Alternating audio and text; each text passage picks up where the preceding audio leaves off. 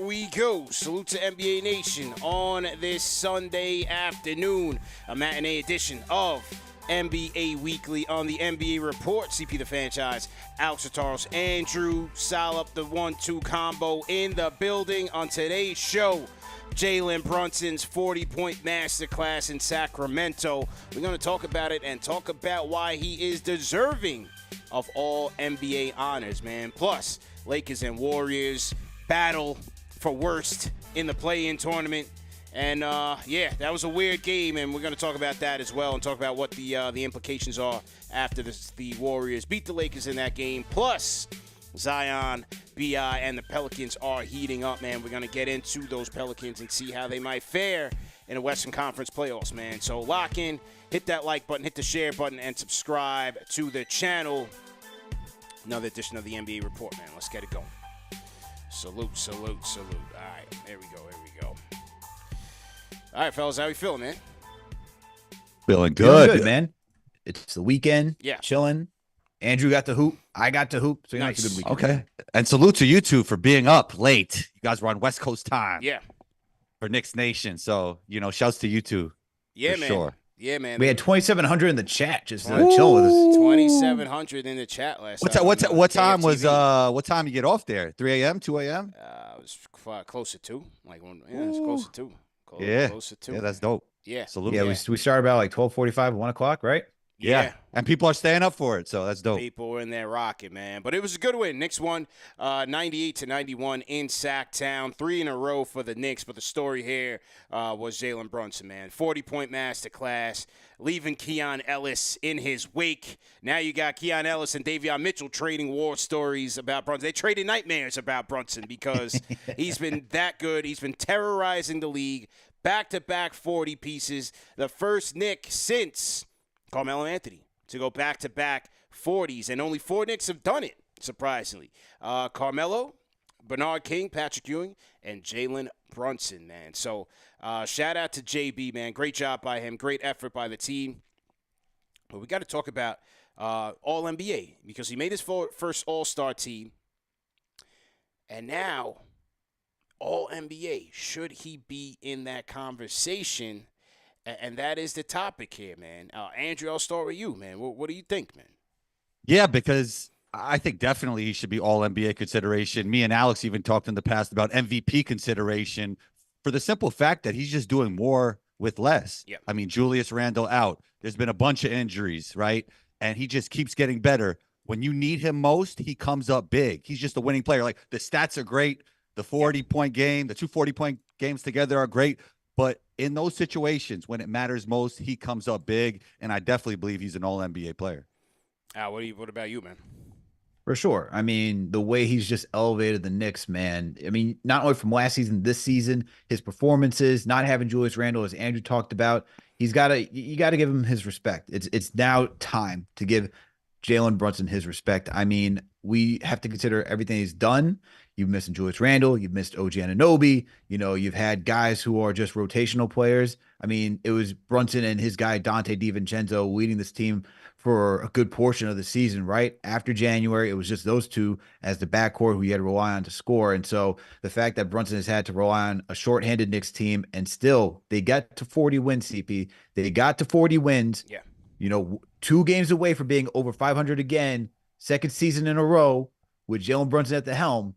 You got to give him his respect, man. And I think the other thing, too, we have to take in consideration is that who is missing the awards for, right?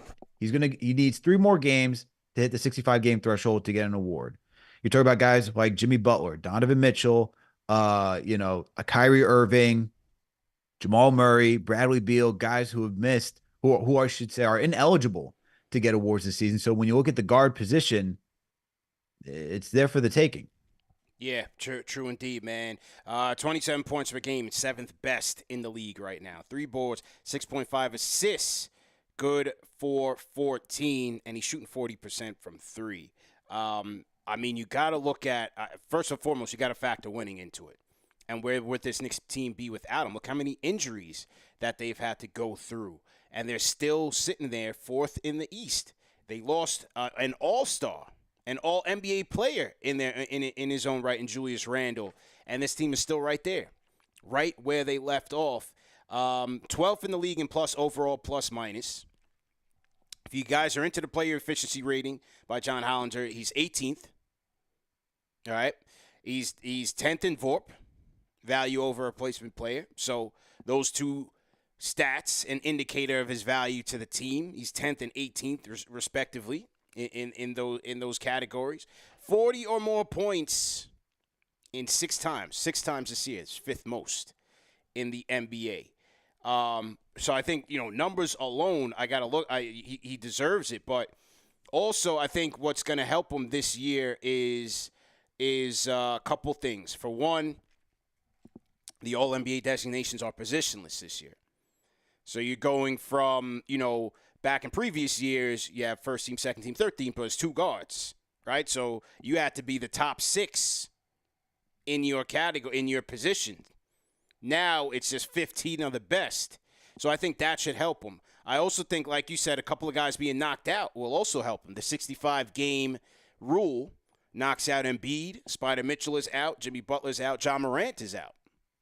So that's 4 guys right there that, if healthy, if they would have played the whole season, would have been in consideration as well. So those guys are out. Halliburton has 4 games left before he's out.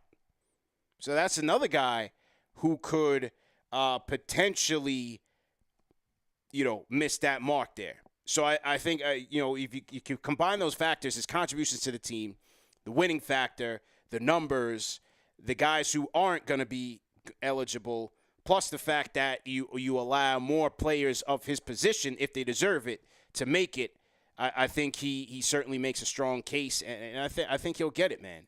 Now, I want to play this clip from Zach Lowe from the Low Post podcast. Here he was with our guy Bobby Marks. Here was what Zach Lowe and Bobby Marks had to say on Brunson All-NBA. Here we go. Scored 40 is something. It's getting undeniable at this point. He scored 40 is something again last night. Yeah. Is Jalen Brunson. Yeah. I think Jalen Brunson is going to make an All-NBA team. He's played in a ton of minutes. He's had to carry this team without so many guys, and they slumped. They didn't slump maybe quite as badly as Philly, which I think is going to hurt Tyrese Maxey a little bit. But he's just an Iron Man. He defends as hard as possible for his size. He's super efficient. He shot threes really well. I just think his numbers merit it, and it's just going to be hard to. I mean, I'm going to bring up his numbers. Well, now. here's something He's to at 27 a game, Yep. 6.5 assists, 48%, 40% on threes, 6.5 free throws a game, which is a career high for him. I just don't see how he doesn't make an All-NBA team. Maybe it gets tight for everybody. And again, I don't have a vote. And like when we talk about guys who are going to get snubbed from our tentative, very, very, very tentative list, you're gonna be like, wow, that guy's not on it. But Brunson is hard to deny, man. against teams with a top 10 record overall in the league. 25 points, 47% from the field, 38% on threes. That's against the top 10 best teams in the league this year. Top 10. That's a pretty good track record. And listen, all these guys' numbers have come down post All-Star break, and I think he's certainly battling through a bunch of things like everyone else here. But man, his overall body of work is 25 on 40. What do you say? 47 from the field and 38 from 3 against the best teams in the league. Numbers, bro. Just put numbers on the board, Al. Put numbers on the board. And it's telling you that he can elevate his game when playing the toughest competition, right? And look, even last night, when we were playing a Sacramento Kings team, a feisty Sacramento Kings team, even though they've been up and down this season, you think, all right, you don't have Julius Randle, your second best offensive player out there. It's all on Brunson. He put up 40-plus points. The next best guy shooting out there was Dante DiVincenzo with either 12 or 15 points last night. Brunson, once again, CP, 2 nights in a row, had to score over 42% of the points for the Knicks in order to win. All right? That's a guy that's not only leading a team, but that's also a guy that's showing you his worth throughout the rest of the league, right? So yeah, he should be considered for All-NBA because that's what All-NBA players do. You're supposed to be like when you look at guys like Steph Curry, LeBron James. We already talked about those two guys because they had a showdown right last night. And when you think about those two guys, you think about, all right, these guys, when anybody's missing, whether it's like maybe it's a Clay for Golden State or maybe it's AD for the Lakers, these guys elevate their games to make sure that their team is still in it and are in position to either win, right? And if not, you at least know that, okay, you're always in this game. You're always in this game because this guy's on the floor. And this is where Kenny the Jet Smith has to eat some crow, because when he's like, oh, the Knicks always have the second best player. Well, the Knicks only had the best player last night against the Kings, right? You talk about you have Sabonis, who should have been an all-star. De'Aaron Fox should have been an all-star. Yeah. But the actual all-star did his damn job last night and put the Kings away. So Brunson should be, up there for all-star consideration. And to think that the Dallas Mavericks, and I got to bring them back up again, CP, the Dallas Mavericks let this guy go. They let him go. Yeah. Andrew, jump in, man. When you, Alex mentioned that the Dallas Mavericks let them go, did you ever see this for Jalen Brunson? Is that for me? Alex, go ahead again and answer. I'll jump in. I did not see it getting to this level. I thought he'd be a steady guard. I always use the idea of like Kyle Lowry or even Mike Conley, guys who are good. Yeah. Probably if you're like Conley, you're close to being an all-star, but based on the other guards in the conference. You're talking about like prime Conley, you're saying, right? Yeah, prime Conley. Not now Conley. Prime Conley. Like grit and grind Conley, right? Yeah, and even Lowry on the Raptors. Like those guys are all-stars, but are those guys where you think these are altering guys? Not necessarily. Like you look at Kyle Lowry, he needed Kawhi Leonard, right? You look at Mike Conley, he still needed Gasol out there. He needed Marc Gasol in order to like have a good team, and Zebo. And Zebo, yep. Yeah. But when you think about Brunson, it's not like that at all. He's above those guys in his performance because he can carry these teams. Yeah. Do you guys feel that the Knicks always get the other team's best performance? Because I'm even thinking back to the Pistons game, and all these games seem like they have playoff intensity. I mean, last night was obviously a tough win because you're in Sacramento with a tough crowd. I mean, that's a great crowd. And when I'm thinking back to that Pistons game, I mean, Pistons, one of the worst teams in the league, and I know it ended off a little bit controversial, but I feel like the Knicks get the best from every team each night, and it's been really impressive to see them play this way. You have to. For one, I think when a team's playing on the road at the Garden, they want to put on a show on the big stage. It is the Knicks. They want to upstage them. They want to be in the highlight reels and show everybody we embarrass the Knicks. But also, as you hear from players every night and coaches every night, if you don't bring your A game, if you're not ready to clash, if you're not ready to throw down, you're going to get beat up tonight. So I think a lot of that is like, yo, if we don't come to play tonight, these guys are going to kick our ass, like, straight up. You know what I mean? Physically. Have you guys physically? Yeah. Speaking of that, have you guys seen a difference in officiating? Because Adam Silver came out and said we haven't gave them any pointers to switch the way we're officiating. And on top of that, I mean, I think if they did, even if it's under the rug, I don't know what's going on, behind the scenes. I think this would benefit the Knicks, right? Absolutely. Oh, for sure. A more physical brand of basketball, it plays right into the Knicks' hands. It's Brunson, it's Hart, it's Ihart, it's DiVincenzo, OG, to a man, Randall. That's how they like to get down. That's a Tibbs-style team. So, that's only going to help the Knicks. And so I certainly like that. And I like what I saw last night. And the refs really letting those guys play. It was the Golden State Lakers. It was kind of the same way. But then when you look at, if we look at some of the players who would be in the mix, remember it's 15, right? If you look at the MVP ladder, the top 5 guys, or you can probably pencil in these 5 guys for first team. Jokic, SGA, Giannis, Luka, and Jason Tatum. I don't know about Tatum.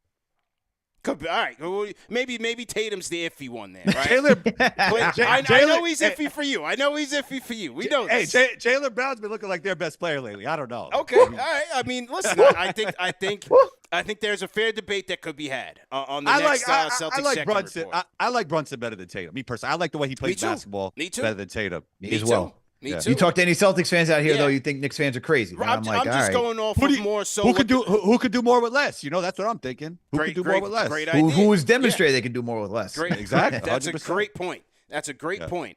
I'm All right, also so going off of what I believe the voters will lean on, which is why I give Tatum the edge. And then you kind of have like that second tier, which is like I put Brunson right there, Kawhi, KD. You want to put Ant-Man in there. Yeah. Maybe Halliburton, leader in the assists. So I think he's right there, man. I think second or third team, easily, he gets in there. And LeBron might be ahead of some of those guys. LeBron might be ahead of some of those guys. Yeah. We saw LeBron last night, man. That guy is still great. Still great. So let me go through some players for you right now and see who gets into these all NBA considerations. Let's play this game. All right. I'm going to read you last year's all NBA candidates, first, second, and third team. Obviously, things switched up, as CP pointed out. So it's not going to be the two guards, the two forwards, and the center. Right. So first team all NBA last year was Giannis, Luka, Embiid, SGA, Tatum. That's first team. Second team was Jalen Brown, Jimmy Butler, Steph Curry, Nikola Jokic, Donovan Mitchell. That was the second team. Third team was De'Aaron Fox, LeBron James, Damian Lillard, Julius Randle, Domantas Sabonis. Now, out of that, there's not going to be Randle. You're not going to get Jimmy Butler. Let's see, who else is removed? You're not going to get Joel Embiid. You're not going to get Donovan Mitchell. Mm-hmm. Right? And then everybody else is fair game. Everybody else is fair game. Jokic second team is hilarious. Yeah, last year. Man. Hilarious. Which is why they had to switch it up. Like, all right, we're being ridiculous. Yeah. You're locking these guys into positions where, you have this guy in the second team. So you have four of those guys who are not going to be in it because they're ineligible. Right. Obviously, this season's different. So here are the all. Typically, it's very rare to not make the All-Star team and then make All NBA. So I have the All-Star rosters. I'm just looking at it right now. Do you think like Giannis has got to be there? Yeah, I think he's Luka's got to be there. First team. Yeah, Luka's got to be there. The first four are like definite. Yeah. In my opinion, those are definite. But I think that second tier. I didn't mention Steph. You throw Steph in there. Right. Yep. But you can argue he's not even like. Is he having like he's playing well, obviously? Right. But where are is the this Warriors? The best? Yeah. Where are the Warriors right now? That's why winning has to matter. For sure. So like I would probably say the top MVP candidates, which would be SGA, Luka, Jokic, put Giannis up there, and like who else would you put up there? Who would be the last first team All NBA? Is it Tatum? I think they'll put him in there. I think the voters will put him in there. Okay.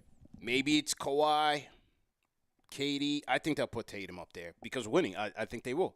The Suns right now, they're in 7th in the West right now. I haven't been doing much.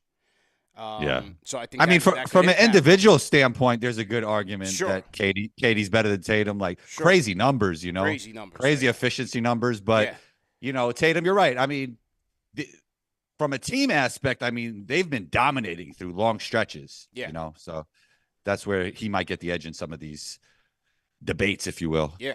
True indeed, man. What do you guys think in the chat? Leave some comments in the chat. Who do you think gets in, and will Brunson get in? And which team? Which team do you think Jalen Brunson will get in? I think he will receive that All-NBA award, and it'll be well-deserved. So shout out to JB on that one. Great game last night. Cooking the Sacramento Queens. All right, keeping it in Cali, man. Lakers and Golden State, the battle for the bottom. And this one was pretty interesting, a pretty interesting game. A lot of ebbs and flows. You saw LeBron James shoot out hot out of the gates. Lakers would lose Anthony Davis to an eye injury. And then in the fourth quarter, you had the most bizarre and boring finish where the final, 15 seconds or a minute 50? Bro, there was a halftime in the fourth quarter. There was a halftime in the fourth quarter. I mean, Ben and J-Lo were so bored. With 2 minutes to go. Yeah. 2 minutes to go. Yeah. We had a forever review because the shot clock was the shot clock wasn't working. So you had 2 Lakers challenges back to back. You had an official review where they rescinded LeBron James, or they called back LeBron James' three-pointer because he stepped out of bounds. And then you had 4 shot clock malfunctions, bro. 4. One of which the Lakers alleged that the Warriors got 28 seconds on the shot clock because it had I think it had jumped from 10 back up to 14. So you had all that going on, all type of theatrics going on down there in Hollywood. Ultimately, the Dubs get the victory, 128-121. 35-31 on the campaign. The Lakers lose. And like I said, man, this was a contest of epic proportions because it was a battle to the bottom. And right now, the Lakers won that prize, 10th in the West right now. And Warriors jumping the Lakers based on owning the tiebreaker currently, man. So both teams with the same record, similar records, but Warriors jumping the Lakers in terms of tiebreaker, man. Al, what do you think, man? I mean, this has just got to be sad, right? I mean, you have Steph Curry and LeBron James both in the play, and I mean, it's great for the NBA wise because if these two teams match up, one game elimination, 9-10, whoever loses, they're going home permanently. You don't get a second chance at all, right? Unless you're unlike the 7 and 8 position. But it was an interesting game. I mean, the way that it ended, it just stinks that that's how it had to end, right? Because it took forever. You kind of ruined the flow of the game because that last shot clock malfunction with 2 minutes to go. You know, you take back the LeBron 3 because they're able to review it and do all the meticulous detail and analysis that they needed. It just ruins the game, and that's why the Warriors were able to close that one out. But it was good. You know, Steph had a slow start. He came through in the end. Kuminga coming through. Klay Thompson seems to be finding his stride coming off the bench. Yeah. The Warriors are looking, even though they're, as you say, CP, battling for the bottom of the barrel. Yeah. It looks like they're starting to come together. To me, it feels like a team that you don't want to play in the playing category because they have that championship pedigree. They have that veteran savviness. If you're a team, and I talked about it with James Ham on Game of the Week preview, I was like, which team would you rather want? You know, you have your history with the LA Lakers, where now you have your recent history with the Golden State Warriors. And he said neither. He said he wouldn't. If you're the Kings, you do not want to see either one of these teams in the playing category because they're too young, too inexperienced to put all of it on the line for a 1-game elimination match. So Warriors, to me, they're getting right at the right time, especially with Steph Curry coming back from an injury. You thought he was going to miss a little bit more time. Doesn't have to. Comes back out there, does the damn thing. Warriors, man, I think they're like that sleeper team that maybe could make a little run in the playoffs. 31 for Steph. Only 3 of 10 from downtown, but 12 of 24 from the field. 6 rebounds, 5 assists. Yeah, Kuminga with 23. Wiggins, 16. Welcome back, Andrew Wiggins. Klay, 26 off the bench for Klay. 5 of 10. 5 of 10 from downtown. You had CP3 with 8, 6, and 4. Andrew, what do you think, man? Yeah, Klay started out really nicely. Like, he was playing with some swag. Nobody could speed him up. He was getting that shot off effortlessly, kind of like prime Klay, even though he's not moving quite the same, but he had a nice floater off the backboard. Yeah. He was amazing. And look, what more could we ask for? 40 points from LeBron, Steph Curry with 31. I mean, those two were fantastic. An absolute debacle at the end of that game, though. That was terrible. Draymond is like the funniest guy in basketball because he'll make a hustle play and run back like he dunked on somebody, or like make like some high IQ play and he runs down like he dunked on somebody. That guy's hilarious, bro. He's a funny guy. But, you know, the Warriors win this one, but it really comes down to that Anthony Davis injury. And, you know, availability is the best ability. He just wasn't there. So with that said, I still do believe in the Lakers ceiling more than the Warriors, even after this. I'm not going to be a prisoner of the moment here. Like, I really do. I just think with those two healthy, LeBron could find a way to figure it out. He's still that damn good. They took away a crazy 3 from LeBron. Like, you know how hard it is, Alex? I don't know if you ever, like, dealt with this, but, like, maybe you're playing bully ball a little bit and then get back into finesse. It's like he is in like such great shape for like he bullied the Warriors like 3 possessions in a row. And then that 4th possession, he runs full speed to the corner and makes a fadeaway 3. And they said his foot was on the line. Yeah. I mean, whatever. Maybe it was on the line, but I don't think there was definitive evidence. Bro. But, I mean, he is still great. He's still the best player on the court. And I think if AD could stay healthy through a series, they still have the higher ceiling, even after what I saw last night. LeBron James he's just ridiculous, man. He is. He's just ridiculous. You know, 40 points, 15 of 23 from the field, 3 of 5 from downtown, 9 assists, 8 rebounds for LeBron James, man. What I was going to say is not for sure, Andrew, that for a guy to go from bully ball and then to go finesse, it's a lot, especially if you're battling in the paint. Now you got to go back to shooting threes, trying to cross guys up. You ever play a tough one-on-one game? I was doing that yesterday. I mean, and you try and bully somebody 5 plays in a row, and then you're gonna shoot some threes. I mean, That's You're tough. talking about what I was doing yesterday. Yeah, and back to what you were doing, back to what Brunson was doing. He does a lot of that. Like he could Oh, balance, yeah. finesse, and bully really well, and that's not easy to do. You have to be in absolutely great shape to do that, especially at his age, that late in the game. Yeah, I think this is very interesting, and we're going to talk about. I want to talk about Charles Barkley's comments on the playing as well on these two teams, the attention on these two teams. But when I watch this game. And I see these two teams, and Bob Myers said it best at the halftime report. The inconsistency with both of these teams all year has hurt them. But the reason why I'm buying the Warriors ceiling is a couple of reasons. Number one, things seem to be coming together at the right time for them. Moving Klay to the bench, the Kuminga elevation, I think swings things for them for sure. By having a reliable wing threat out there on both ends of the floor. Youth, they needed that youth infusion. And I think between Kuminga, you have Jackson Davis who does his thing. Podziemski does his thing as well. They all contribute. I think that's going to be helpful for them in the playoffs. But for the Lakers, to me, they put themselves behind the 8 ball in a multitude of ways. Number one, AD's been, if you look at the numbers, AD's played 64 out of the 68 games this year. So shocking, right? It was super shocking. The injury-prone thing wasn't there for him this year, but I think it's everybody else that hurts him, especially Vanderbilt. They haven't had anything out of Gabe Vincent this year. Yeah. Christian Wood, Cam Reddish. I think over the injuries to their supporting cast is ultimately going to put way too much reliance on LeBron to deliver in the playoffs, and for AD to be, because he's been a two-way force all year. Right? But what I saw last year from them and what I think they're going to need again this year is that he has to play at an MVP level. Look how many people in that Nuggets series were like, damn, they didn't get enough from AD. And you look at the numbers, you're like, yo, he balled out. It just wasn't enough. And I just think, we have this expectation for him that he's got to, play almost on Jokic type level, and he just can't get there. But what he's giving them is still great. But he needs to be greater to take them over the hump, because I just don't see it from anybody else in the supporting cast. I don't trust D'Lo. I think Austin Reeves, he's okay. Rui, okay. But I think it's going to be, again, too much reliance on those two guys. And especially Vanderbilt, who I think could be another, versatile, multi-positional defender that can help them.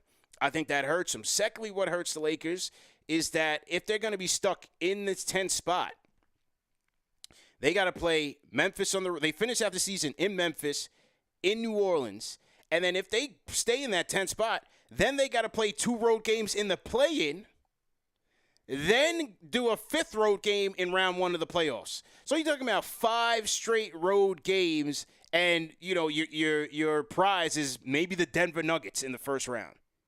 They're cooked. To me, they're cooked. Or it could be OKC, CP. Now that's where things get a little bit interesting. Now, if it's OKC, that's a different story. That's bully ball for AD and Bron. Yeah. That might be bubble Bron and bubble AD. That's what they have to hope, and that top 3 is not solidified yet. It's tied right now between OKC and Denver, with Minnesota trailing behind by 1 game. So the top and the bottom of the West, to me, is where you get your popcorn ready between now and the end of the season. So let me ask you this. Who do you think has a better chance against OKC, the Lakers or the Warriors?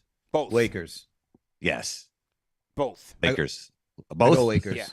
Yeah. I think the Warriors, I would go with the Warriors with a slight edge because, once again, I go with that savviness, that veteran experience. Yeah.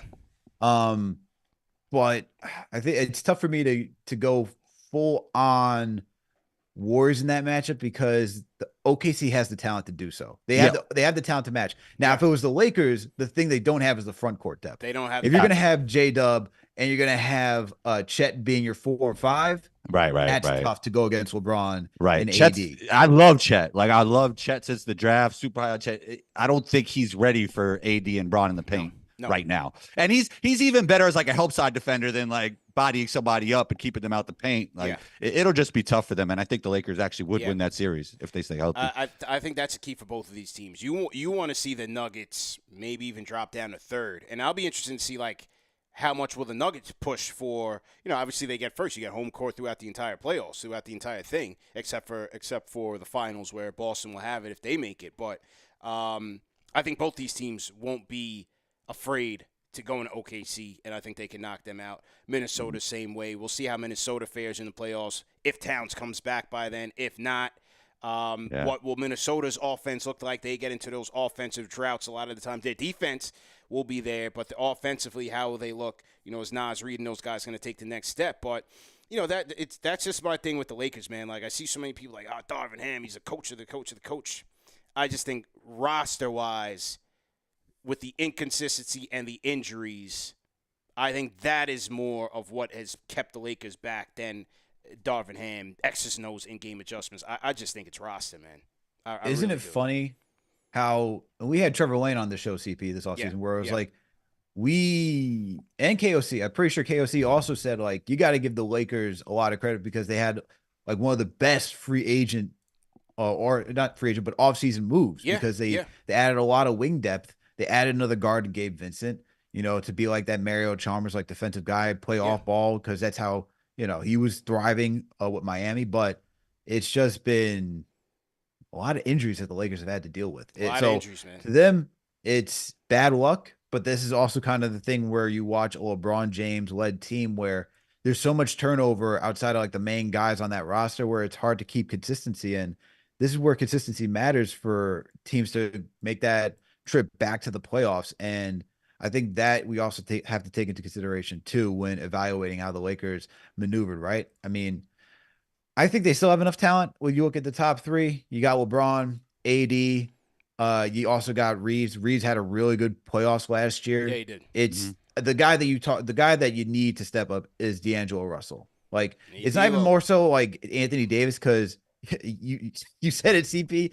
Dude was balling out against the Nuggets. And let's remember, these games that they played against the Nuggets last season, it was not like they were losing by 10. These games came down to like 5 points. Yeah. They were right there for the taking. So it's just, do you get a little bit more from D'Lo? Do you get something from, another role player that we saw the Miami Heat were able to capitalize in the Eastern Conference?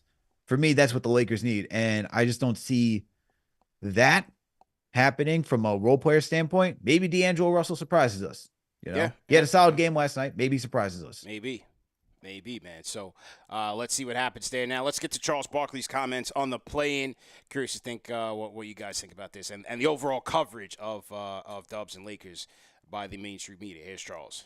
The West is going to go down to the wire. I mean, plain and simple. It's going to be fun to watch.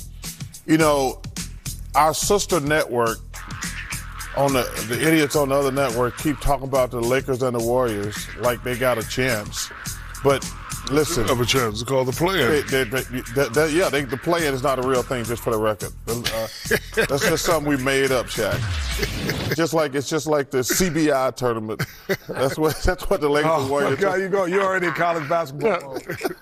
Man, is CBI not making up stuff? CBI's not. They should thank Adam. They should stop. They should thank Adam Silver for making up some stuff. Hey, let's just add a couple teams to the playoffs so the Lakers and Warriors can get in.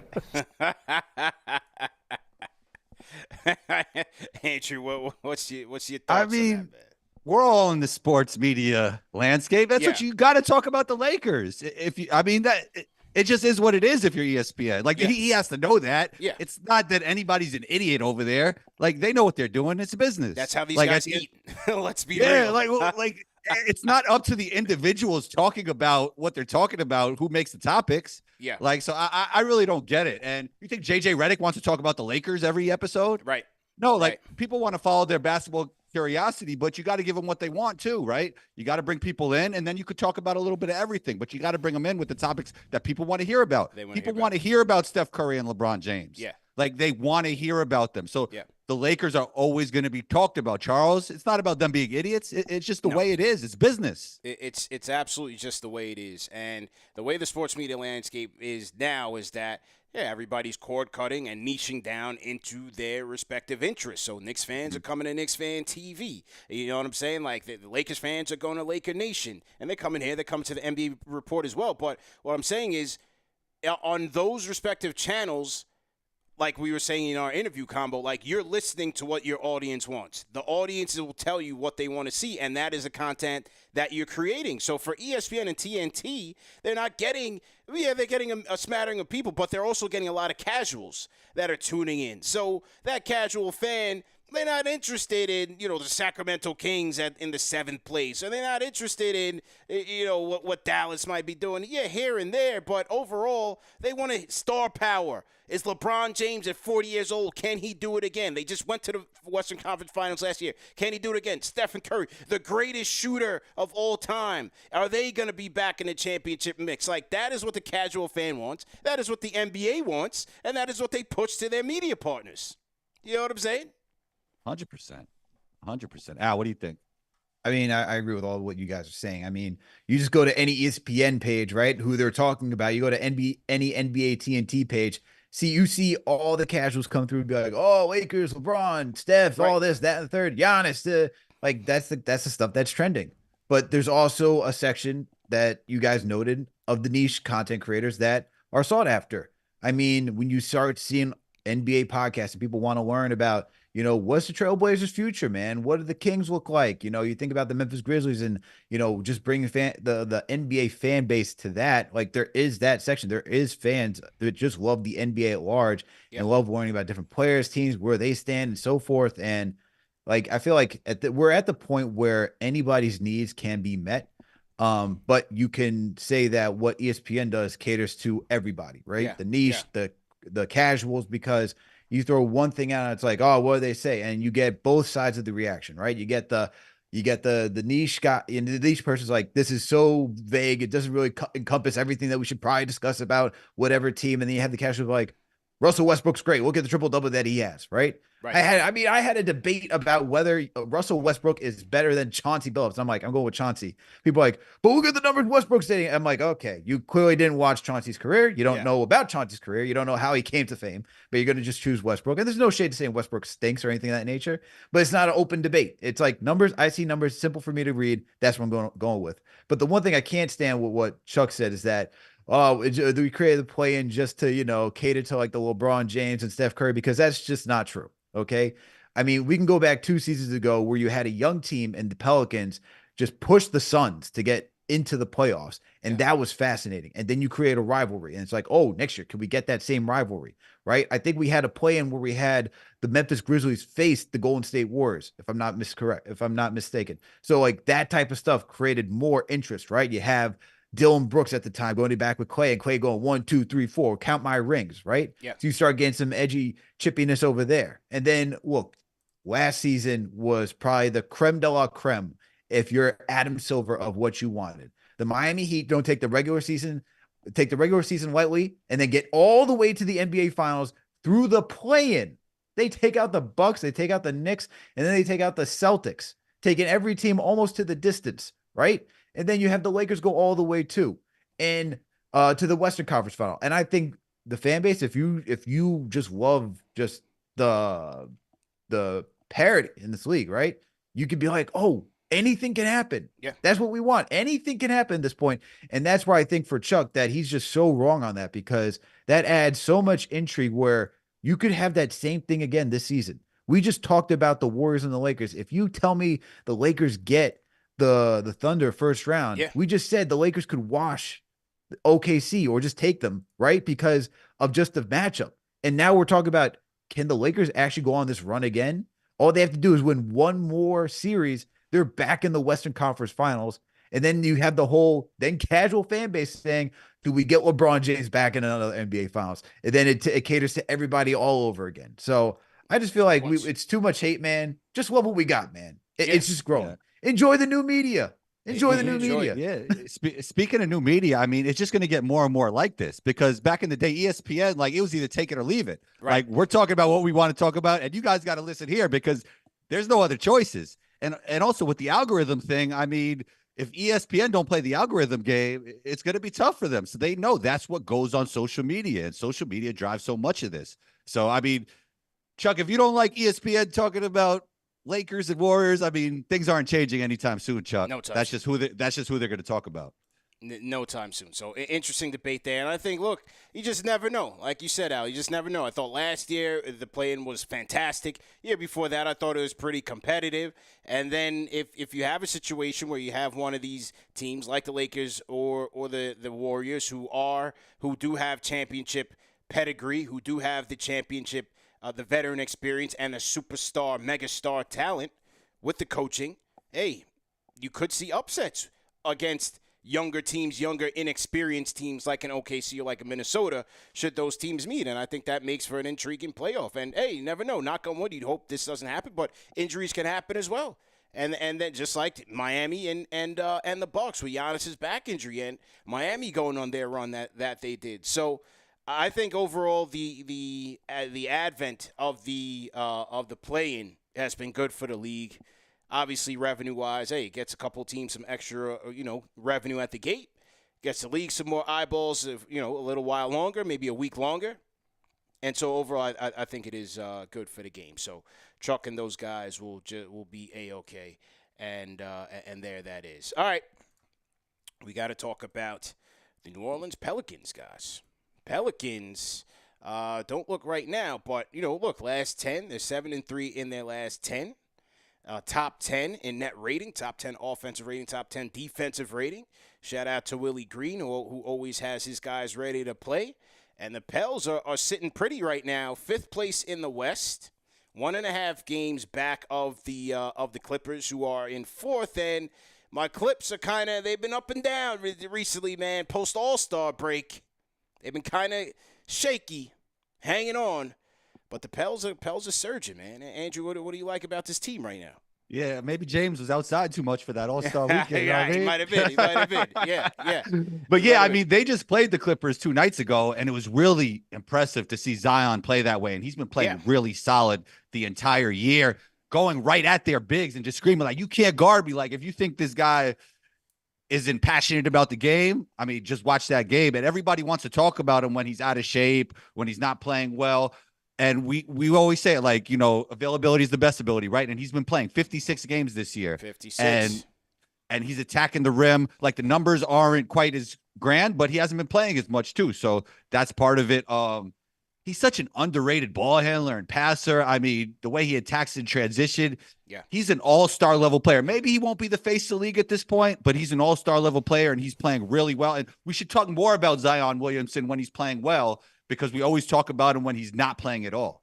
Great take. Yeah. To that point, Andrew, like, he's just got to be consistent and be on the court, right? Mm-hmm. And just be out of the media limelight for the wrong reasons. So, and like, he could be very well deserving of just getting that spotlight and being the dominant player that we know he can be. It's just the inconsistency of being on the court and the off the court, like, not even necessarily issues, just just the little drama that's like, oh, why is he out in Portland right now? Who's he dating and all that type of stuff. It's, stuff of that nature where he is very well much worthy of being in that limelight. Just be on the court more than you are off the court. And like, you see it, as you noted, he's on the court, dominant guy, can't stop him. And this is what Pelicans want to see. It's the Zion Ingram experiment just thriving. But what are your feelings about them in the playoffs, man? You got the confidence in these guys that they can actually make some noise in the playoffs, or is this just, we're just enjoying the regular season, playoffs come along, and then this team just crumbles? So I think the defense has been better, the shooting's been better, and those two things are really important in the playoffs. Do I think they're legit title contenders? Probably not, but I think they could definitely do some damage. CJ, he's somewhat of an up and down season, but dropped 30 last night on his former team. Yeah, I don't think that's a team you want to play with. BI playing well and Zion playing well. And if CJ comes to form, him playing well, Herb Jones, great defender, like, he's going to muck it up on that side. We talked about the game gets more physical. So I think, this is a team you might not want to play. Now, do I think that BI and Zion could lead you to a title? I don't know. What do you guys think about that? Can one of those guys be your 1A guy and lead you to a championship? No, because I think they have to show that they can elevate the team. Not just as scorers, but as playmakers. I think that's a big swing skill. BI, I think you kind of see what he is, which is still a great player. But for Zion, I think that's a big swing skill for him, especially in the playoffs. Like, teams are going to try to guard up against him, just trying to muscle his way through. Like, eventually he's going to have to make plays, that's going to really bend the defense and make his teammates better to really elevate the team. But shout out to Willie Green, case in point. You talked about that Clipper game. They had Zion at the point. That's what I'm saying. So what if you what if you up his minutes in the playoffs and you go with point Zion a lot? I think that could be a sign. I think that could be a sign for the future. Yeah. Like they could he's really 20, be he's trying 23, to see, CP, right. 23 years old. Yeah, I think they could really be trying to see like what will happen here if we put this guy at the point here and run this thing through him, and how does this impact us? I think it's a an experiment not just for the now but for the future as well. Mm-hmm. The thing is, like, if he can, and that's like a good opportunity for him to become that playmaker, right? Running him at the point, because CPT, what you're saying is that to be that playmaker, you have to have the rock in your hands. And that only way you're going to do that is if you're given more opportunities to, execute in tight pressure situations. So could he grow? He's 23, as Andrew noted. So he has until he's 26, 27 to start entering his prime. If you could learn those skills now, that'd be great. And that's kind of why you have CJ McCollum there. He's there to be that guy to orchestrate, facilitate, and kind of guide these young guys in Ingram and Zion to be those players. I think Zion can be that 1A that you could rely on. He definitely has the talent. He definitely has the skill set to do so. I mean, you watch him when he gets into his playmaking bag, he can make those type of passes. Yeah. He's more than capable of doing so. But once again, is he going to be on the court? Is he going to be consistent? Is he going to take it seriously? Because often than not, it's like, also his press game conference is like, I don't know if I can buy into what Willie Green, like he may not say Willie Green out there, outright, but it's like you're essentially saying, can you buy into what Willie Green's selling you to be this good team? And that type of stuff doesn't, if you're just watching and on the outside in, maybe it's different if you're in the organization, but to hear that as an outsider, it's like, I don't know if I could take you seriously to be that guy to lead it all the way. There's some maturing that needs to do. There's some maturing that he needs to go through. Man. Mamba mentality is what I know. Well, there's only one guy. No, I should say one guy, but there's one guy who could be the face of the league that has that mentality, and that's Ant-Man. That's why I think he's going to be the guy. But that's it, man, for Zion. It's like, like LeBron's on his way out. Steph is on his way out. Like, the league is for the taking. If you want it, the league is for the taking. Maybe it's Andrew's guy. Maybe it's Tatum. Now, the one thing I will say for the Pels, he's not even the face of his team. Jalen Brown's the face of that team. But wow.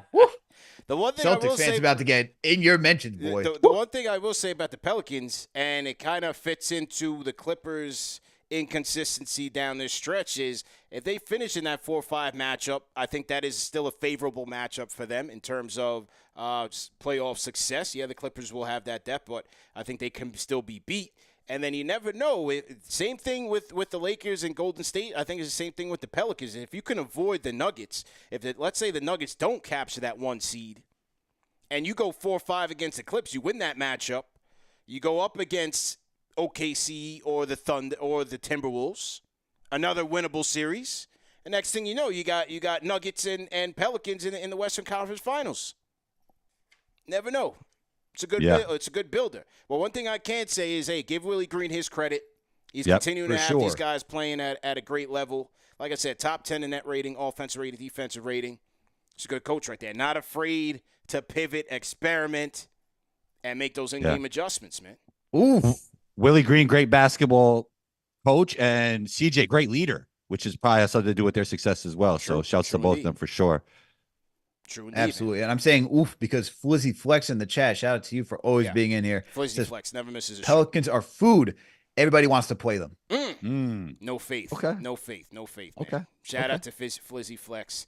And salute to everybody who tapped in with us today, man. Great show. All the mods, man. Great show, Alex. Great show, Andrew.